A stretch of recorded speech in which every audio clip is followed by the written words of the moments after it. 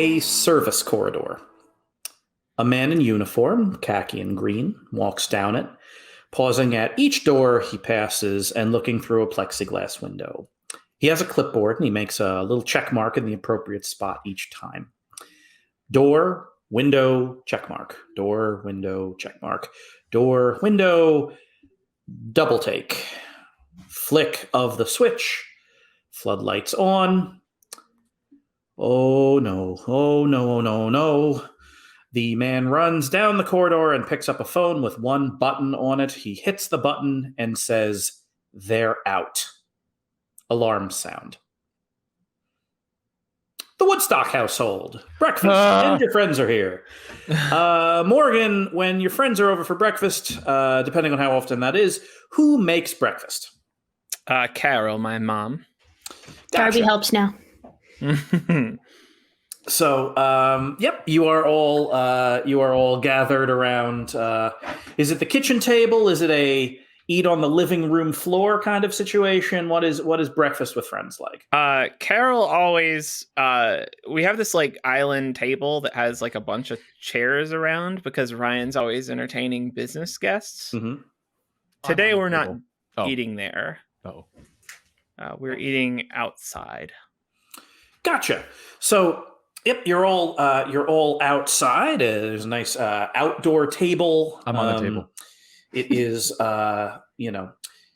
it's maybe slightly too cold, but just slightly. And the exuberance of youth, as always, keeps you a little warmer than perhaps stodgier adults would be. So the cold does not bother you. You are happy to be outside in the nice brisk air.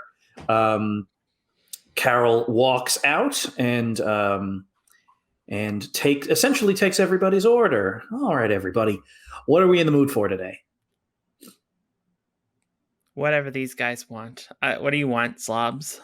Okay, well, I take out a list. Okay, I would like blueberry pancakes, blueberry chocolate chip pancakes. I would like some French toast to go on the blueberry pancakes, 2 eggs, some sausage, and a big glass of chocolate milk with sour straws for straws.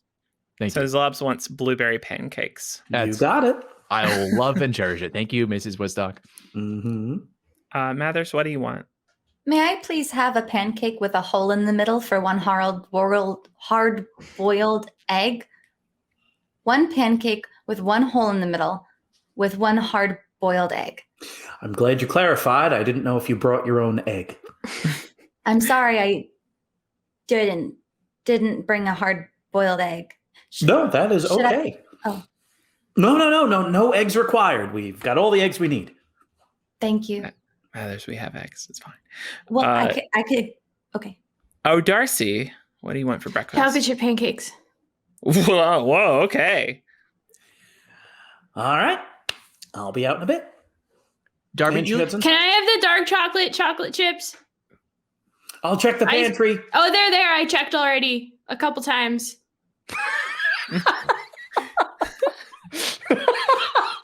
Actually, Darby, I hate to say something. I hate to adjust that a little bit, but you did not. You took it on faith that there would be dark chocolate chips. Hey, I thought I checked. Hey, Darby, you look a little tired. No. Yeah. Are you okay, Darcy? I'm fine. I just really thought that I checked. I really thought that I checked. I thought I did a chocolate chip inventory at 3:20. Mm-hmm. Why are you taking out your sword? And I did. Okay, Morgan. I thought I did the chocolate chip inventory, and then I came back downstairs, and everyone was still asleep. So then I came back up, and then I did the fruit inventory. And then I came back downstairs and everyone was still asleep. And so then I came back up. And then it all kind of goes blank, to be honest. And now I don't know what really happened. 2d6 plus sharp. 9. I will amend the amendment. You did check the pantry at some point in the early evening. Like your timeline mostly works out, you think, but boy, is it hazy. What am I doing?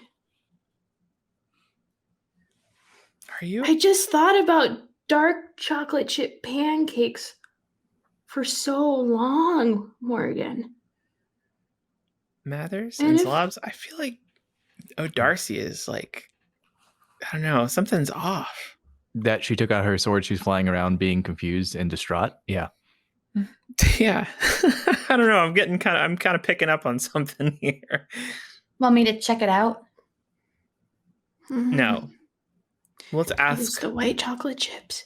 which I Oh, thought was Darcy! strange. What? Down here. Stop flying. But it's beautiful. Okay. Okay, I'll come pick you up, Morgan. Thank you. Wait, no, don't pick me up. Uh-oh. What's up, Morgan? What's going on with you lately? You've What been do you mean? different ever since we got back from that fantasy place, Enron. Yeah. I just haven't been able to sleep, but that's okay because I don't have to, but I'm just used to it. And so sometimes because there's just so much time, it all kind of gets like muddy, which is fine. It's fine. It's okay. Things get muddy in my brain about sort of what is real. But then, then it's okay because then I have chocolate chip pancakes and I feel better again. Zlobs, I'll be right back. Okay. I will defend this table. Thank you. I have to go to the kitchen. I set up a defensive perimeter. You establish a defensive perimeter. Mindy goes into the kitchen. Carol is standing in there staring into an empty cupboard. Carol? Yes. Everything okay? Would you mind opening up that drawer, and that drawer? Sure. They are all empty. Happy to report these drawers are empty, Carol. Oh, goodness. She opens up the fridge. It is empty. All empty. Want us to run to the store? No, I'll go. Do you have any black coffee? We should. She takes one of those like little plastic step ladders and like sets it up in front of the fridge and then stands up and opens up the kind of the cupboard above it. That is also totally empty except for a stand mixer. Oh, shoot.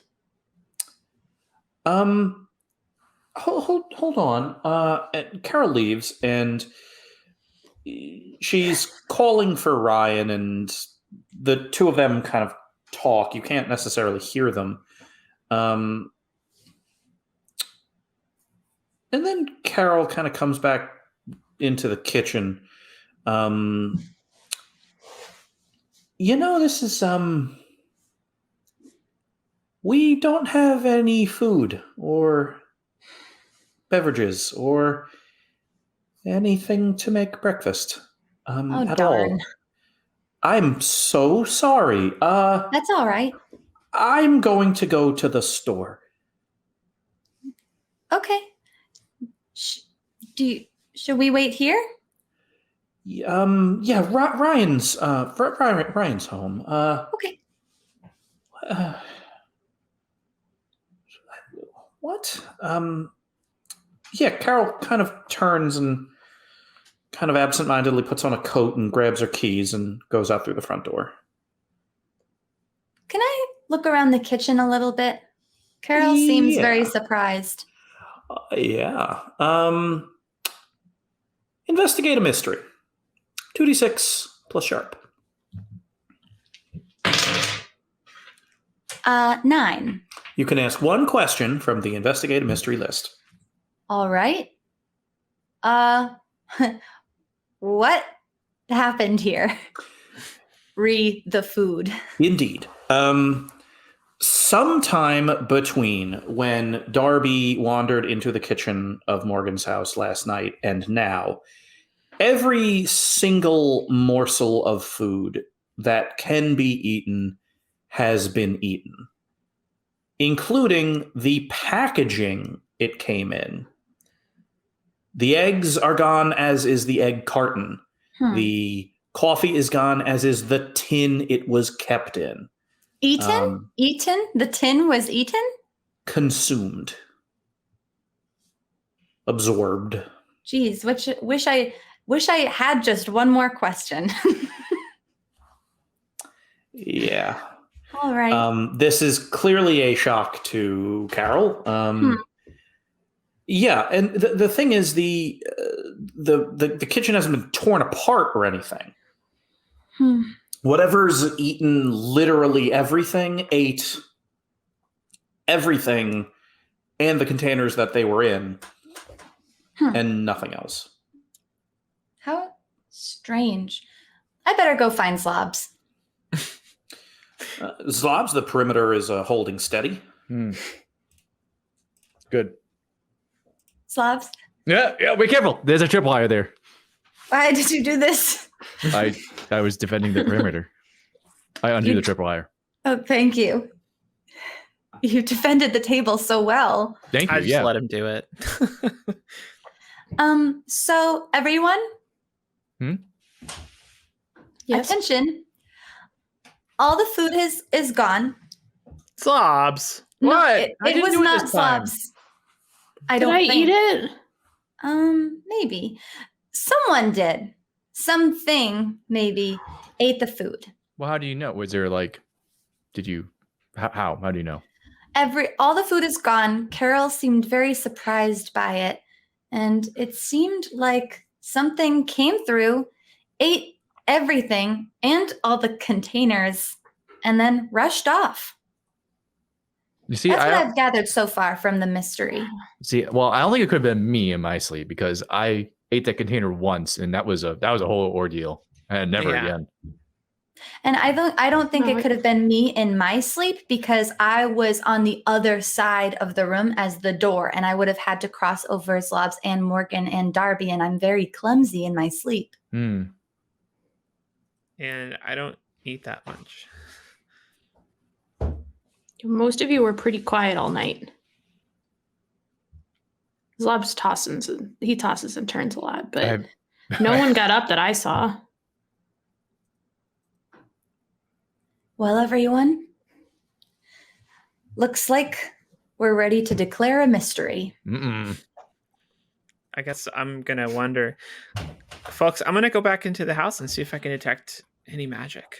Oh Okay. wow. Do you guys think we're awake enough for a mystery like this? Everybody seems awful tired after our sleepover. No, I'm pretty hungry. Yes. Can get breakfast. We don't have. Okay, fine. I reach for my snack satchel. My snatchel. It is empty. What? Zlobs. Zlobs. There was at least I didn't. There's not. It's empty. There's nothing in here. There's Give me that bag. Okay. Gah. I'm going to see if any magic was done. Sure, you get that for free, so you don't even need to roll. No. You know, I'm not. Wait, am I covered in chocolate? You are not. Okay, no, it wasn't. Unless it's from sometime in the early evening. No, I usually clean up before bed. Yeah, indeed. Then Maybe no. we should go check at the neighbor's house. See if this is just a Woodstock residence issue or if there's something bigger going on. All right, let's talk about the neighbors. Who are the neighbors? Wait, is this where Mr. Permanakis lives, or is that near Darby's house? Does anyone remember? Darby's. It's Yeah. that's near Darby's house. Morgan, who are your neighbors? They are Rococo and Dragon Hernandez.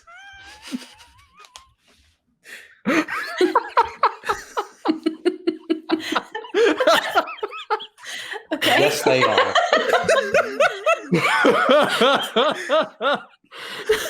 Hey, wait, isn't Dragon in our class? Yeah. That guy. That's right. Dragon Hernandez, by the way, is great. Yeah. Big fan. Very loud, booming voice, that Dragon Hernandez. Mhm. It's such a common name. I almost wasn't sure if that was the one in our class, but when I thought about it, I thought, yeah. Yeah, I think that's them. I just checked my phone. I have at least 3 Dragon Hernandezes in there. And yeah, so Dragon lives with his parent Rococo. Yeah. Yeah. You go next door, and who answers, Dragon or Rococo? Oh, it's Dragon. Yeah, our pal. Yep, your pal, Dragon. Hey, everybody! Hey, Dragon. Hey, Dragon. Surprisingly velvety baritone for an 11-year-old. It's very comforting. It's like a marimba. It is. Surprisingly, Morning, Dragon. velvet pajamas for an 11-year-old too. He's got a Pajamas. monogrammed robe. Yeah. And Dragon always wears a top hat, but I assumed that he didn't wear it at home as leisure wear, but here he is. Pajamas and top hat. Yeah. The Hernandezes aren't outwardly incredibly wealthy, but No. Dragon has an aesthetic. Yeah. And so that aesthetic hides, and the confidence that aesthetic imparts hides, though not well, the underlying confusion that Dragon is trying to keep out of his voice. How are we all doing? Hungry. Same. No food in your house either? No. Huh. I could check the greenhouse in the back. I didn't do that yet. Let's check the greenhouse. Mm-hmm. Okay. Let's trundle. I go in. Yep. Do you mind if we trundle with you, Dragon? By all means. Thank you. Yeah, so you walk through Dragon's house, and Morgan, Dragon's house is a lot like yours, only kind of a mirror. Like, it's one of those things where same general layout, only flipped. A lot of the houses on your street are like that. Mhm. And so you kind of walk through, and it's just one of those things where, like, when you walk through a house that's similar or identical to yours, like, everything that's different stands out a little more. Like, they have a brown couch, and that's just so weird. Like, they have tall chairs at the kitchen island instead of tall stools, and it's like, why is that there? Yeah. But yeah, like, the kitchen, it has a dark wood kitchen, and you kind of walk in, and like, half the drawers are open and everything's like out. Rococo's in there, kind of leaned over a laptop, putting in chat. What is the Blittle League equivalent of Instacart or Peapod or a home grocery delivery service? I'm going to need you for this one. But anyway, that is what Rococo Hernandez is doing. She's leaned over a laptop, putting in a food order. Choo Choo McGrew. Yep, that's the one. Choo Choo McGrew, just gotta write that down. Yep. Good. Rococo is with Choo McGrew. Product is the equivalent of Fiverr. And Deliver Bee is a small but growing UPS rival where everything is delivered by a swarm of intelligent bees. Thank you, chat. The world grows more robust by the moment. This is the part of Leonie's it that I love is building infrastructure. Deliver Bee just had an IPO. It's a lot of bees got real rich. A robust world for robust play. So I normally don't do this. This is a very, very weird thing for Zlobs to do. But this is, lack of food. So it just does not sit well with Zlobs. Something's up. Something is bad. Indeed. And Zlobs' gears are turning. Mm-hmm. Like he's noticing like logistics and stuff that are off. You are indeed. You're the first one into the greenhouse. And the greenhouse, this isn't big. It's the size of like a backyard shed, but it's got lighting in here. It's very kind of humid in here. There's a humidifier and a water condenser. It's a backyard greenhouse. And Zlobs, everything you see in here that is food is gone. So, they were growing strawberries in here. They were growing lettuces in here. The strawberry plants remain. The strawberries are gone. The lettuce has been eaten down to ground level. There were eggplants. Any eggplant in here that was big enough to eat has been eaten. The only things left are tiny little ones that are still growing. I eat one of those. Yeah, all right. 2d6 plus tough. Oh, you eat an eggplant? Uh-oh. Doesn't even have a chance to live. It's a 10. All right, your stomach doesn't hurt. Yeah. That is very it's like yet. a boiler / like ever see those machines that grind things up that's what Zlobs' stomach is. Yeah, it's like, if you see someone like throw a tire into it and it chews up the tire. Yeah. So your cast iron stomach does the best with this eggplant, kind of the size of like a cashew. But it's sour and definitely weeks away from being ripe. This is Zlobs. Yeah, you're thinking logistics here, and the things that you're kind of able to piece together are you don't even need to roll for this. Someone or something or many someones or many somethings came through and ate everything that could be considered food in at least these two houses, but did not appear to destroy anything, nor did they leave anything behind in terms of garbage or anything like that. And Morgan, you tried to sense magic, right? And there wasn't not anything? A single Okay. drop. Mm-mm. Yeah, and let's dive into that just slightly more, Morgan. It's generally when you're kind of getting a sense of magic, it's not just like you kind of put your finger in the air and see where the wind blows. It's kind of like a checklist you go through. Like first you look around for the evidence of magic, like things that should be inert are moving around, or things that are alive are dead. That should be alive are dead. Things have changed strange colors. Something has exploded. Physics has been warped in such a way. And so that's like step one. And like none of that is there. And then step two is one of those things where it's like, okay, well, what am I feeling right now? Because if you're in the middle of like a ritual, or a ritual was done, or if incredibly powerful magic had taken place, you could just kind of feel it like behind your ears and like in the palms of your hand.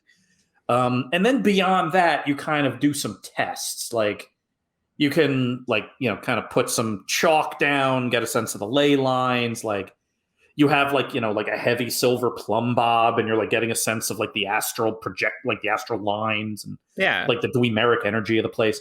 So you kind of go through a checklist every time. And like, there's no overt signs of magic. You are not in the middle of some kind of ritual or a ritual that has just been done. And you even kind of go that step further of really giving this place a good investigation. And there's nothing. No one was doing... Well, that's not entirely true. 2d6 plus weird. 6. All right. Oh, no. Yeah, Dragon was doing some kind of magic. But like, Dragon was doing something. Like, it's not like, some kind of cabal came in. Right. So yeah, that's kind of your take, is like, there's, like vague magic emanating from like Dragon's room. But it may be untoward to ask Dragon what kind of magic he was doing. So, Hey, Mindy. Yeah.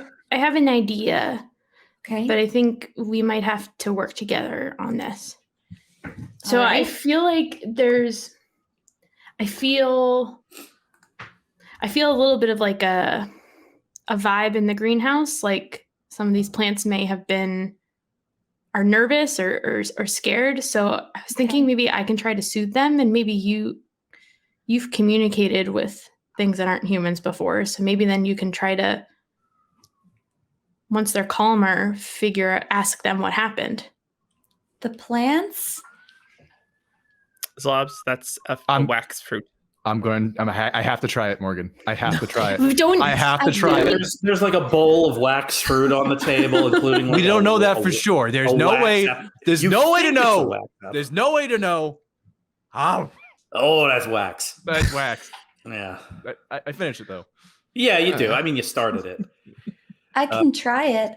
I don't know if plants have sentience the same way we do, or a friendly cat does, but I don't know either, but we can try. we can try it. All right, let's give it a shot. Yeah, well, we have to get a sense of whether or not you can kind of interact with the life force of a plant. So I'm going to say, yeah, let's do it this way, because Darby as an angel, you have a greater understanding of the connectedness of all living things, sentient or not. The concept of kind of the energy of the world and how it's part of something grand. And Mindy, you're a powerful psychic, so you kind of have both aspects of this covered. So here's what I want: each of you is going to roll with a -2. Oh. But you both get to roll. And this is just a regular old 2d6, nothing on it. Essentially, we're playing the odds of, asking the big question, which is, can determined Little Leaguers communicate with plants? So you get 2 shots at it, almost pure luck here. But you each roll 2d6 -2. Tell me what you get.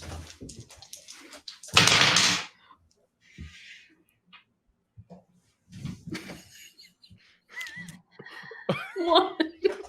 3? Oh no! Indeed. What happens? Trying to soothe them. The genre of the episode just changed.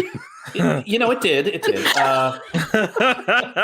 But we have established something important, which is the fact that an angel and a psychic, both of whom are good at being an angel and a psychic, try as they might, cannot actually communicate with plants. No. So that is canonically a thing that can happen. You have once before tapped into the rumbling and diffuse sentience of Mother Earth, but you couldn't really do again right now, talking to some picked over plants. So that's kind of what that fail does. I'm not going to impart grand calamity upon you. No, Laudry 2. Audrey. Never mind. We'll Oh yeah. I was wondering. Little House of Horrors. Indeed. There it is. Okay. I know that this whole street is probably affected by this foodless event. That's a fair assumption. But I'm wondering how far out it goes. Should we maybe ask our families if they have food? Is it the whole town? I put Renard on speakerphone. Oh, Indeed. So this is going to be kind of a group action here. You all great. start reaching out to various people and all of this stuff. Now, Mindy, it was your idea, so you're going to kind of do the big math roll. Okay. 2d6 plus sharp. 11. Okay. So after you all start reaching out to various people, your parents, friends, other Blittle Leaguers, Mindy, it dawns on you to kind of start plotting everything on a map. And what you get is a fairly remarkable pattern.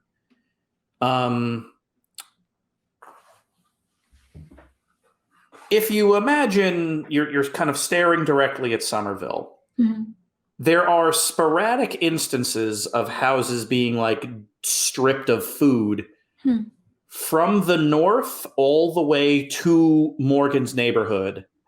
And then by the time it hits Morgan's house, it's like every house on the street in a straight line has been eaten out of house and home, leading in one direction. Morgan, what is in your neighborhood, what is what's the landmark? What are you closest to in Somerville? The theater. The theater? Which one? Somerville Theater.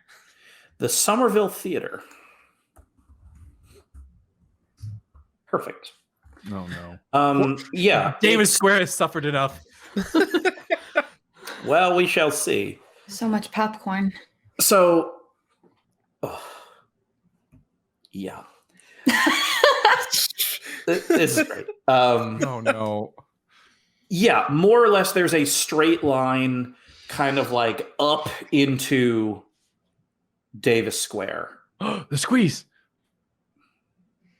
No. No. So yeah, you were able to essentially engage in some forensic cartography, and a path of food-related destruction has been cut towards the southern edge of Davis Square. So yeah, that's what we got. I think we should head to the Somerville Theater. Find whatever did this. I agree. Zlobs, maybe call Renard on the way. Okay. Am I driving? Could you? Of course. I can hold the phone hands free.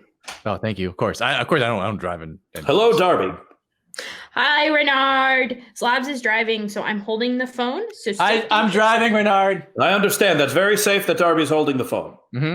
Hello, Renard. This is Mindy Mathers. Hello, Mindy Mathers. I assume Morgan Woodstock is with you. Yeah, it's me, Morgan Woodstock.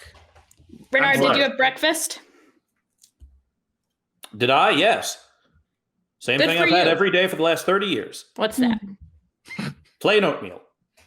That is a very mature breakfast. Mm-hmm.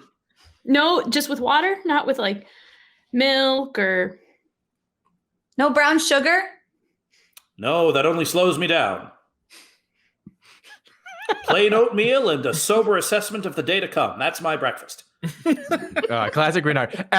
Darby, ask Renard if he's had any reports of any food missing. You give us, maybe fill in our logistical gaps because they collect a lot of information in the office. Mr. Renard, have you heard received any reports of missing food? We are currently investigating reports, including verified by ourselves at the Woodstock residence, of lots of food being taken by a mysterious force. We're trying to gather more information. Indeed. This is going to be one of those rare organizational support roles, Zlobs. Oh, I have those? Wow. Yeah. You have access to the Blittle League Office of Tactical Interventions and Bake-at-Home Pizza Sales. Oh, I forgot about that. It's so long since I had that. Remember that story arc where I lost that? Oh my God. Indeed. So let's actually talk about the Blittle League Office. We so rarely get to dive into what they're all about. So there are a number of kind of quasi-governmental agencies that are attached to Blittle League. The Office of Spell Slinging and Eclipse Management, and the Blittle League Office of Tactical Interventions and Bake-at-Home Pizza Sales. And the thing is, they like each of these organizations have kind of advantages and drawbacks. They're good at certain things and not others. The thing that the Office of Tactical Interventions is very good at, tech gadgets, a lot of tech gadgets, a lot of good equipment. But they're also, kind of large and bureaucratic, like any military industrial complex. So, one thing, like, it's easier for them to airdrop a crate of ammunition than it is necessarily to coordinate an information gathering campaign. However, they're willing to try. So you can roll 2d6 plus charm.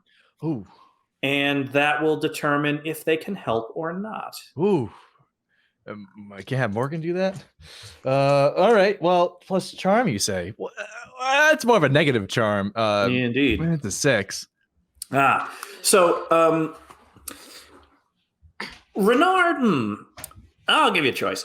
Do you want no help at all, or do you want things to get complicated? Oh, complicated. All right. So Renard takes a look at kind of some data. Well, all right. Well, we're plugged into 911 calls, and there are a few people calling about robberies. Plotted that on your map here. And so, Darby, like, you're holding the phone, and like you see like kind of map points pop up that start to kind of jive with Mindy's kind of position map. Oh, goodness. Okay, interesting. The fire alarm just went off at the Somerville Theater. Oh, that's perfect, Renard. We're on our way there. Not perfect that there's a fire alarm. But also, people won't notice us as much. Well, best get there in a hurry. I will. Wait. Yes. No. No. Hang on the phone, Darby. I lean over to Darby and I say, "Keep him talking." What do you have for lunch every day, Renard? Can I read Renard's mind through the phone? No. 2d6 Stop affecting my plus character's weird. story. -1 because it is always trickier over the phone. It is trickier over But the the phone. -1 just creates more bad stuff. Uh-oh. No! Wait, uh-oh. It's a 6. You didn't expect this? All right. Let's do it differently this time. Normally, I just kind of give you a secret, but since we know Renard very well, Yes, we do. I'm going to have you ask a question, and I'm just going to give you a really bad answer. So what does he have for lunch? I'm going to ask the question. Yeah. Okay. I'm dying right now. Okay. Renard. What is Renard working on right now at the office? That's a good question. No. Okay. Now we're gonna further subdivide this one. Do you want an answer that's terrifying or an answer that's sad? Terrifying. All right. No sad. Okay. Good. Nothing Good. sad. Just scary. Renard is trying to find a way with considerable resources to well, I'll put it to you this way. Renard, now that Renard is aware of the workings of Nadir Island, is trying to find a way to weaponize the power of the inevitable. Okay. So Renard is attempting to treat with an extraplanar being of impossible power. Oh no. Okay. I wrote the inventable by mistake, but I'll fix it later. Okay. Thank you very much. Apologies for the diversion, everybody. Wait, how do you know about the? Oh, I probably told him. Yeah. What? Nah, You what tell does he Renard have- everything. I do. He's my Does- handler. What do you have for lunch again? Morgan, who are you texting? Well, I choose between types of pasta: spaghetti Oh. or angel hair. Oh, just the pasta, like with a red sauce with. No, With, that only slows me down. Okay, bye, Renard. Talk to Bye. you later. Oh, can I have a box? Okay. Oh, I wanted some ammunition. Yep. Oh, So you have a Call few- back. I want ammunition. okay, I'm calling. Yep, you want you're requesting an ammo drop? Yes, please. All right. You said it. They're good at it. They're like, okay, yeah. Yeah. So yeah, a drone is going to drop a crate of ammunition in front of the Somerville Theater. Also of note, the Blittle League Office of Tactical Interventions, Bake at Home Pizza Sales, has essentially delayed the arrival of the Somerville Fire Department by a few minutes. Mhm. So you can go in first. Okay. Thanks for keeping Renard talking, Darby. That was very helpful. You got it. I need some really big secrets this week. Wait, what? What? Why? Why? Yeah, why? Oh, I want to have a serious conversation with Nana, and I think it'll help if I really impress her first. Okay. Do you? Do you share all the secrets with Nana? Nana knows all my secrets. Huh. I can't keep secrets from Nana.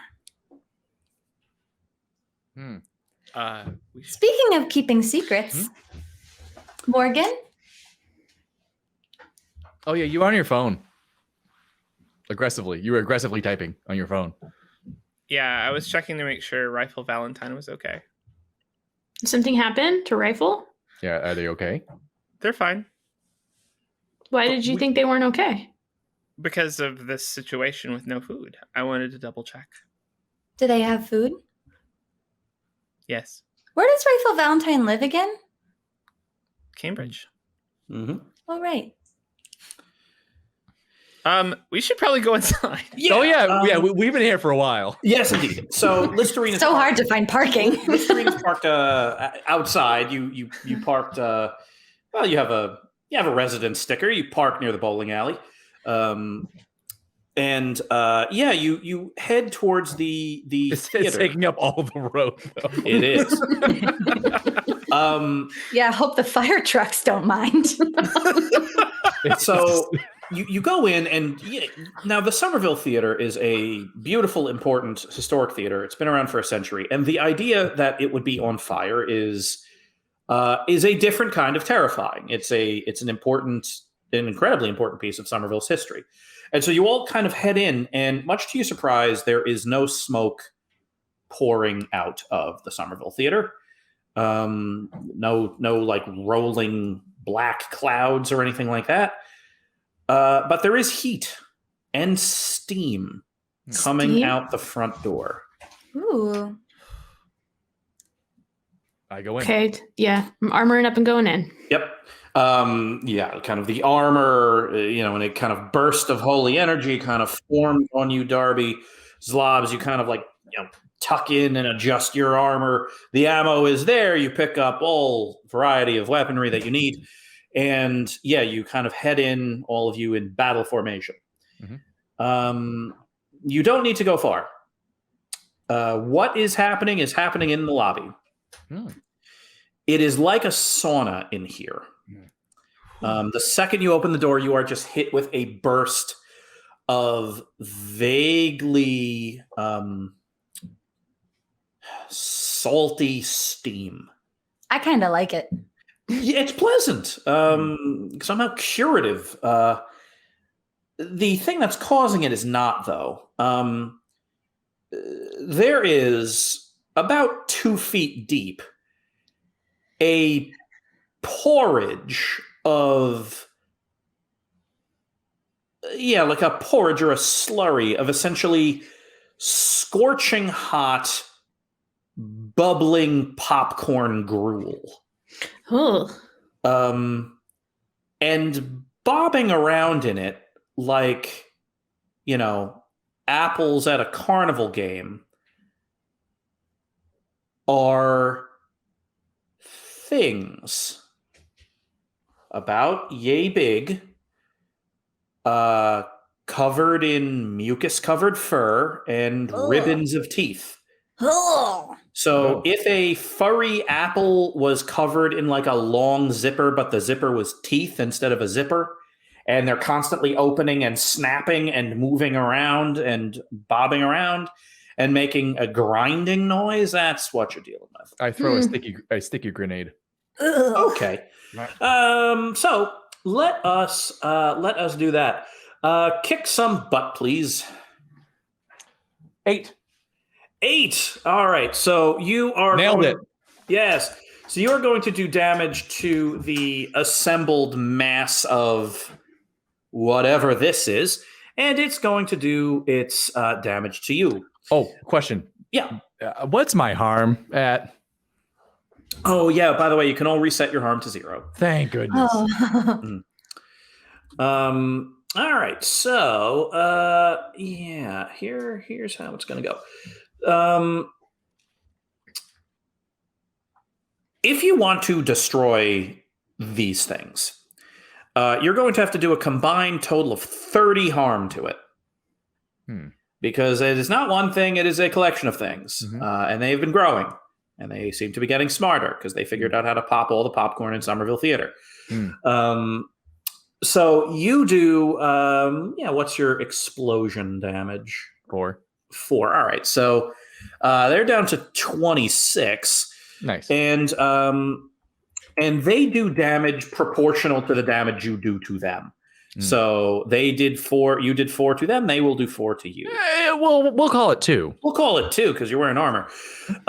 So you kind of throw a sticky bomb and it kind of splashes into the gruel and sinks down.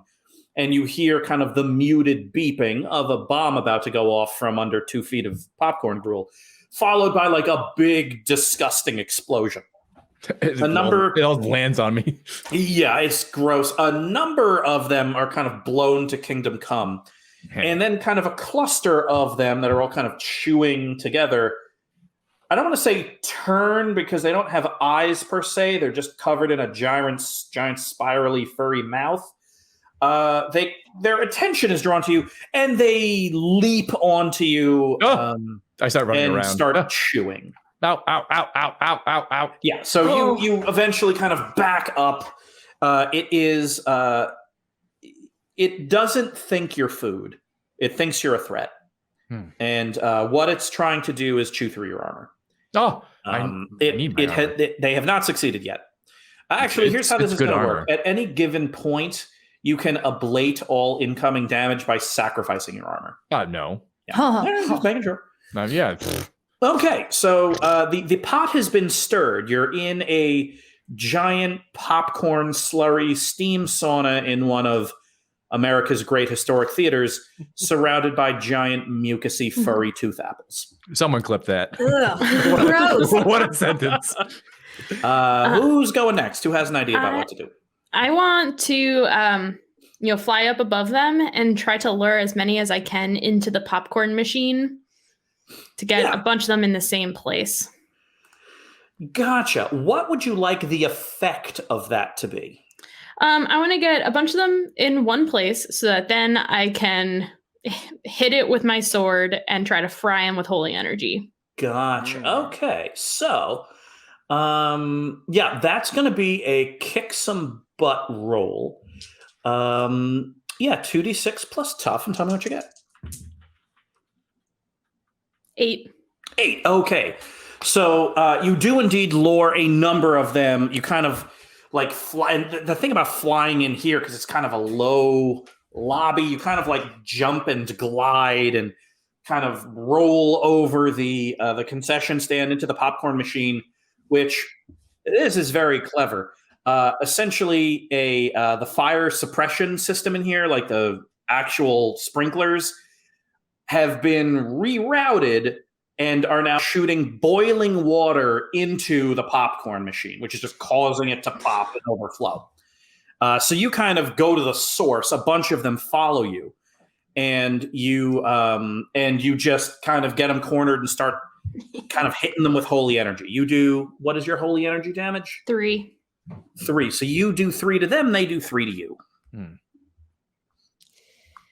Yeah, it's always going to be proportional. There are just so many of them, and they are going to do damage to you proportional to what you do to them. Okay. And I've got my armor still. Yeah, this is now kind of a melee with a giant, horrible swarm of whatever these are. So who is going next? Do they have a mind? Well, we're going to find out. 2d6 plus weird.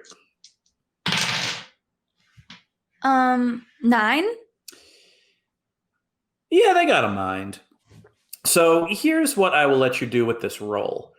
I will let you use this to read a bad situation, or manipulate someone, or tune in. So you can apply your 9 to any of those things. Oh, that's pretty good. Is that separate than a possible mental attack I could make? You could do a mental attack instead. That's fine as well.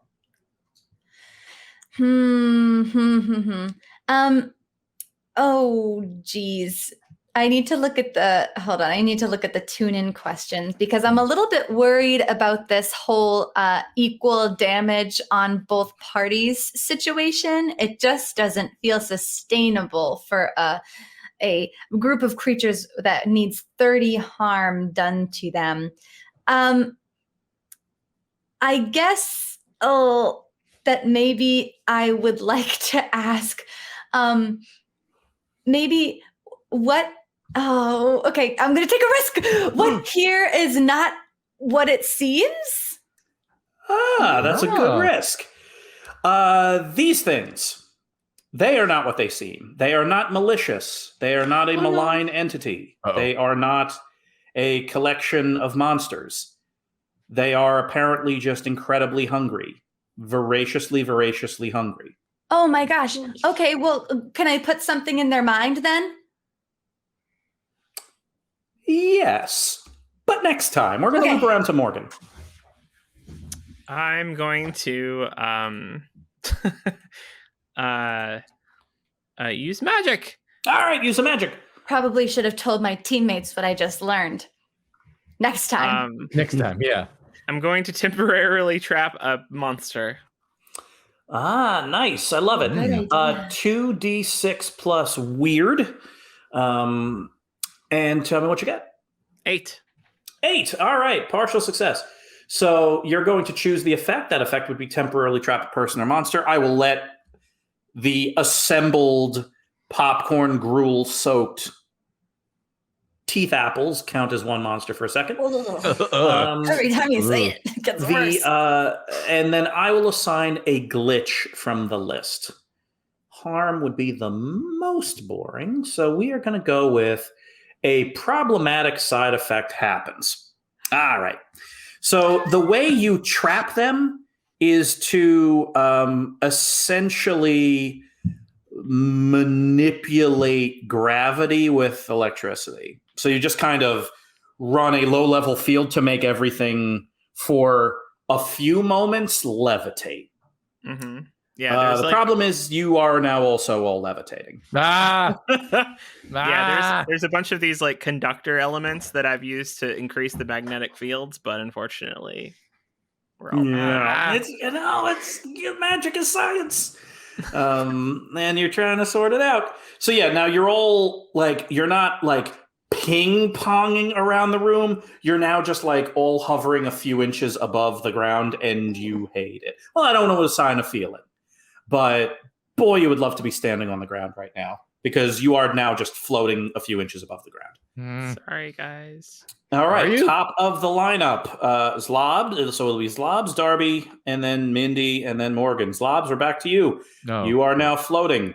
The things that were chewing at you, you kind of dispatched, and the other of these things in here trying to chew on you, but they can't get to you because of physics. Classic physics. Well, with my usual order of ammunition, food is an ammunition. So a bunch of snacks got airdropped as well.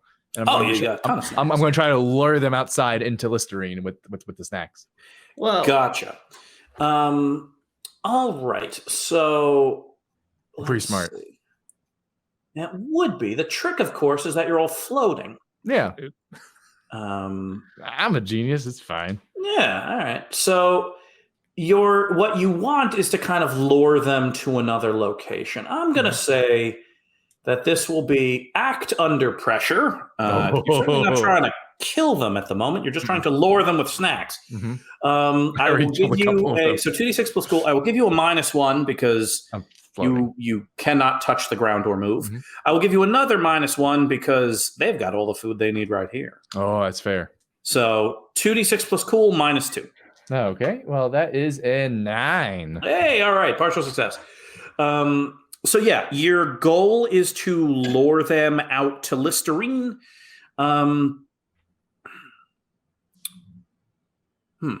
right, here's what I'll do.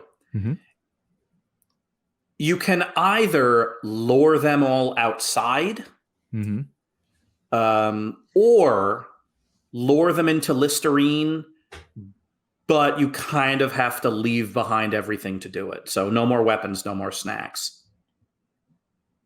Like you kind of fully expend everything you have. And also, you have like satchels of grenades and stuff that you kind of have to leave behind so you can float in the appropriate direction. Yeah, that's fair. I'll do that. All right. So I'll pay that price.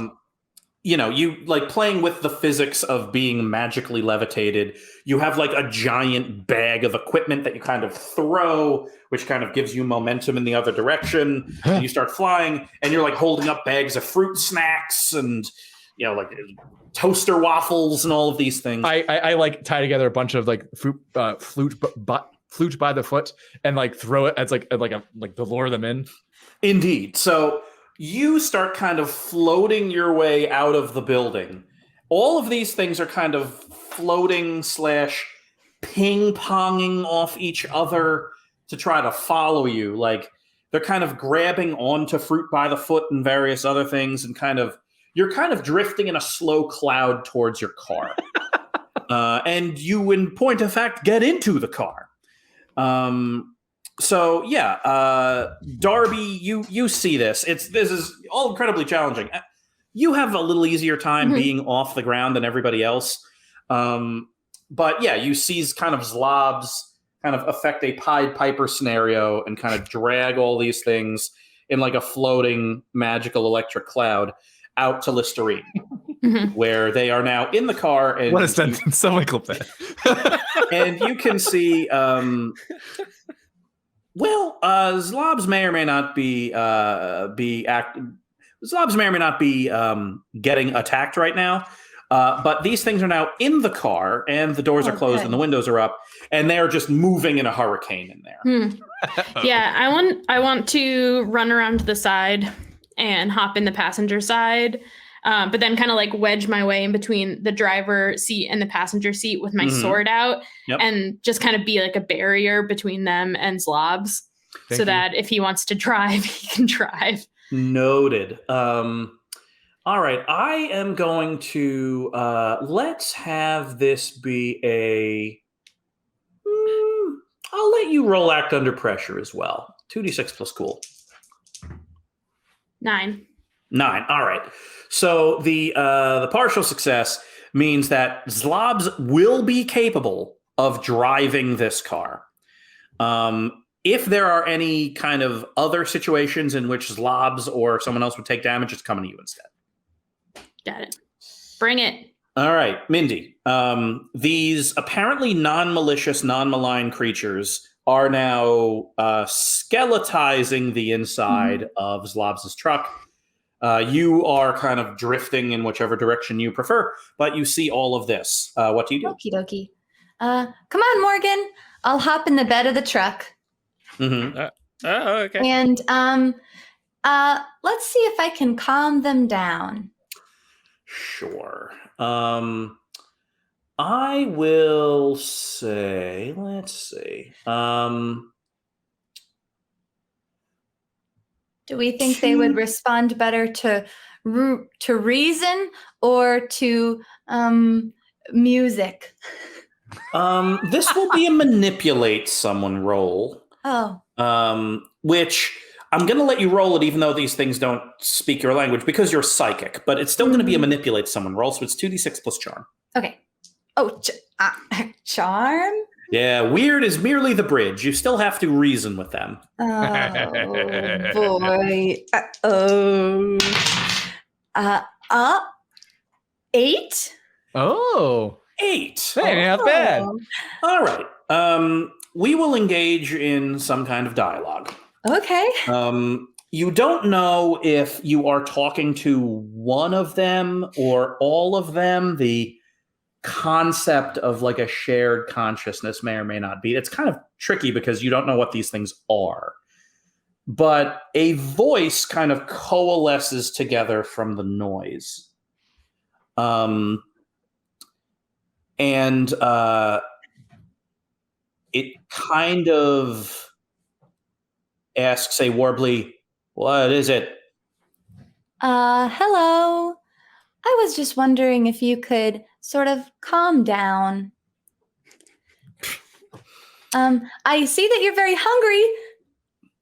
You like food, huh? Yes. Yeah. Sounds Well, like Kennedy. This here's a car, and that means that we can take you somewhere, and we're going to bring you somewhere where your hunger will be solved in one way or the other. We want to be free to eat what we want. Oh, that's not really the situation. You see, that's kind of an unsustainable sort of pattern you're talking about. Soon we're going to run out of food in Somerville, and then soon we're going to run out of food in Massachusetts, and gosh, who knows what's next. So yeah, the one you are talking to, you don't know if it's one, but there's one that's kind of looking at you with a giant mouth. Uh-huh. And as you're talking to it, you see another tiny one fall out of its mouth. Hey, stop that. See, I think the more you eat, the hungrier you're going to get. And this feeling isn't really going to get any better. I'm wondering if you can listen to reason here. We want to solve your problem so that you don't feel this way anymore. Doesn't that sound nice? It does. So, what do you want them to do? Cool it.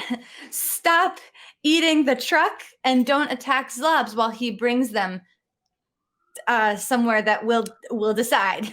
They will do that so long as they can determine the location you bring them. Oh, where do they want to go? They want to go to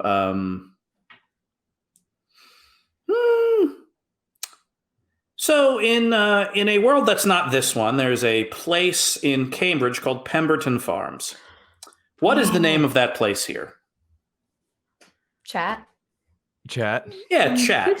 Yeah. For those of you that know or want to quickly Google Pemberton Farms, a great local farm. Plemberton Farm. I believe is that's the Beltron. Bemberbaum Barn. That's the one. They want to go to Bemberbaum Barn. They want to go It to sounds like a throwaway character in the like a Lord of the Rings novel. I love it. Bemberbaum Barn. They want to go to Bemberbaum Barn. All right, we'll see about that. Let me message Zlobs. Hello, Zlobs. Come in, Zlobs. Yes, this is Zlobs. Hello, Zlobs. We've got a bit of an issue back here. Mm-hmm. So the little nightmare fur apples want to go to Bemberbaum Barn, Oh, I love Bam Bam Bam. No, wait, Zlobs. Bam Bam Bam. I know. I love that song too. Hold on, Zlobs, you're riling them up. Bam Bam Listen, Barn. Bam Bam Barn. Bam Bam Barn. Okay. Oh, it's so catchy. Okay. Listen, they want to go to Bember Bomb Barn, but the problem is, Zlobs, please don't resolve the melody. The problem is, I'm worried that they're gonna. Hold on, Mindy, are you talking to Zlobs in his brain? Yeah. Oh no, it's on repeat. He can't stop thinking it. This is torture. Zlobs, It's so off key.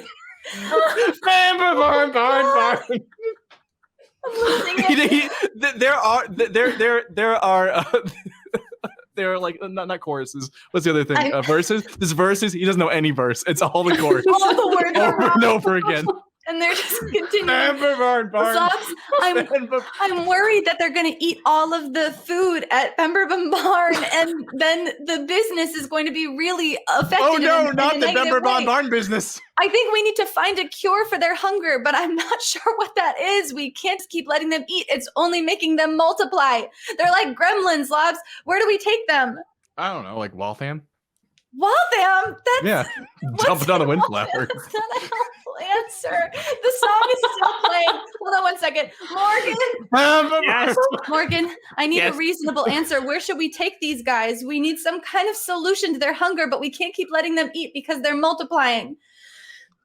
I can call I can call the office and they can meet us there. We can take them wherever. Yeah. The Office of Spell Singing and Eclipse Management. Oh, yeah. What other office?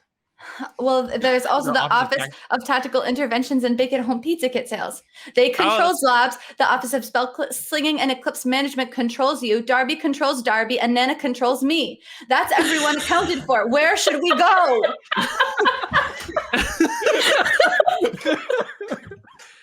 Let's go to Bimber Bomb Barn. Barn. And I'll call the office and we'll meet and they'll meet us there. Okay. Hopefully. All right. So what do you want them to do? So we're going to jump ahead to you getting there because you have agreed to take them there. You are driving them there. They are not trying to eat the car. All of the food in the car is gone. Oh, my burritos. Yeah, all of them. As well as no more burritos for you. As well as all the cushioning on the seats. But you do get there.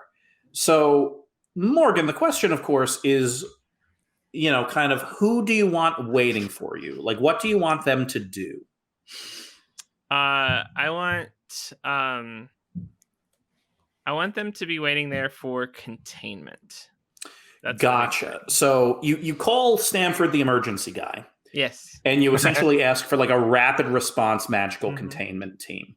Yeah. And, mercifully, because of the fantastic produce and sandwiches at Bember Bomb Barn, a number of the kind of wizards on call at the office can kind of teleport there from memory. So there will be a cluster of them preparing to kind of drop a containment spell. So let's have that be a ritual that you roll. If it works, good news. If it doesn't, we will figure that out. So you're going to use magic to essentially do like a giant trap person. 2d6 plus weird, and what should the requirement be for this? Well, you know what? No, the weird roll is just going to be to make sure you get everybody there in time. So 2d6 plus weird. Tell me what you get. All right, here's the deal. I got a 9. But I'm going to use my sponsorship token and make it a 10. Well, I thought that was only during Blittle League games. Oh, is it? It is only during Blittle League games. Ah, dang. Okay. It's a 9. That's right. I have my own rule. Well, how about this, though? Oh. If you want to sacrifice something of importance, I will give you a +1. What? What do you got in your inventory? Is it anyone thing? No, Morgan. Oh, okay. Oh, Good. thank God, my above ground pool. If not, it's a partial success, and we'll resolve this as partial successes are resolved. My stunt camera. Gotcha. Oh. No. Erase the stunt camera. Oh my gosh. Yeah, so, in essence, kind of the way this works is you call in the favors, you kind of ask for, like a rapid engagement. You essentially get out of the car and just run into the ritual circle, and everybody there is in essence sacrificing kind of like magical tokens or like little magical like fetishes, like just things that harness energy. You don't have anything. This is just done in a hurry. So you're like, what is something of value that I have? And you, in essence, kind of disenchant or pull the worth from your stunt camera to fuel the ritual. Describe what this looks like. I, in a frantic panic, pull the first thing out of my satchel and I kind of just stare at it, and it slowly turns like gray, almost as if there was a flame. Mm-hmm. And then I close my eyes and it fades away. The ritual is kind of big and deliberate and serious. The interesting thing about being an adult practitioner of magic is with you, you're all potential. Like your specialty is electric witchcraft, like electric sorcery. Like that's what you do. You could also kind of do anything. You're a Blittle Leaguer. But for the adults, those that have been able to maintain some semblance of magical power, in essence, kind of specialized. So like the people here, the thing they do is force fields. Like that's all they can do. And so you kind of go in and it's a bunch of people capable of making and bending a force field. And you go in and kind of orchestrate the whole thing. You kind of run in, you do this, like the doors swing open. All of these little furry things start swarming into the market. And just as they slam against the door and blow it open, like the force field kicks in the parking lot, and they all kind of get swooped up into this giant, like vaguely shimmering bowl that eventually kind of folds over into a sphere. Whoa. So, Morgan, you're just kind of there, like holding your hands up and just like floating as this giant churning cauldron of, I will tell you their names now. These are the Chewers. Chewers. Chewers. Oh, they from Choo Choo McGrews. If only. Actually, it's at around now that you all get a call from Renard. Are we still floating? No. Oh, That kind of expired on the drive. Oh, just making sure. Yeah. Renard, this is Severus Zlobs. You're on speakerphone. Yes. Good news. We have a containment facility for them. Oh, great. Well, we have them contained. Excellent. It's the containment facility they broke out of. It's the Stone Zoo. The Stone Zoo? Great. Oh, wait. I'm sorry to say this, but we're currently working with the Office of Eclipse Management. I know that you don't get along with them, but they're the ones helping us out right now. No, it is, of course, entirely fine to weaken the fabric of existence by playing fast and loose with magic. Totally fine. If they can continue to engage in their troubling arcane arts long enough, we can dispatch an armored cruiser to you to gather them up and bring them back to the zoo. I think that'd be great. Thank you. Can I introduce myself to Stanford, the emergency guy? Yeah.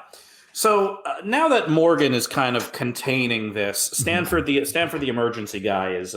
We also heard all the conversation. Yeah. Oh yeah. So he's there. Well, here we are then. Hello, Stanford the emergency guy. I'm Mindy Mathers, Little Leaguer. Yes, nice to meet you. Good work bringing them to us. Thank you. So you have a pretty big job at the Office of Spell Slinging and Eclipse Management, don't you? I do. My official title is, and he lists out a much more official title than the emergency guy. Oh. And what's it like doing that job? Oh, no. If you have magical aptitude, perhaps you can learn yourself one day. I find it deeply rewarding. I do not. I see. Well, thankfully, your good friend Morgan Woodstock does. It takes a whole team. Mm-hmm. Everyone with different skills. Mm-hmm. Does Stanford have a secret? Yes. 36 plus weird. I gotta collect the big ones. 12. Oh. Well, good news. I'm just going to give you this one.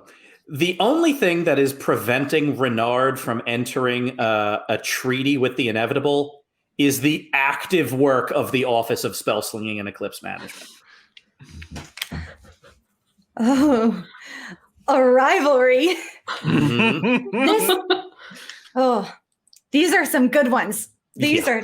What? Hold on. Excellent. What? When you roll other people's backstory and characters, you get high rolls. When you roll my stuff, it's always bad. Ask the dice. Okay, bring him. Put him to the camera.